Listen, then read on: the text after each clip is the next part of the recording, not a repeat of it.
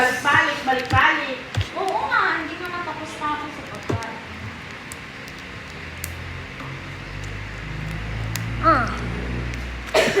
Oo, ganyan din ang papalit ko, fresh.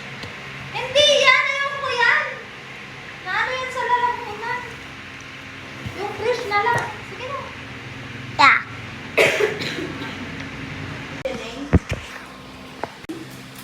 Snow! Sabi niya wala ng tatay ko, sabi niya siguro. Hindi mo si Snow kuya, tahimik. Snow!